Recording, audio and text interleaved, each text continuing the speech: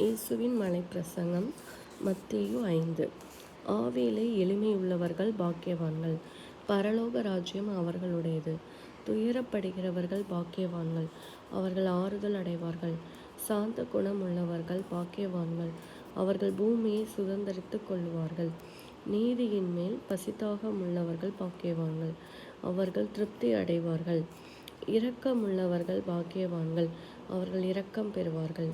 இருதயத்தில் சுத்தமுள்ளவர்கள் பாக்கியவான்கள், அவர்கள் தேவனை தரிசிப்பார்கள்.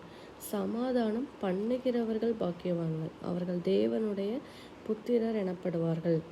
நீதி நிமித்தம் துன்பப்படுகிறவர்கள் பாக்கியவான்கள், பரலோக ராஜ்யம் அவர்களுடையது. என் நிமித்தம் உங்களை நிந்தித்து துன்பப்படுத்தி பலவித தீமையான மொழிகளையும் உங்கள் பேரில் பொய் சொல்வார்களானால் பாக்கியவான்களாய் இருப்பீர்கள். ஆமேன்.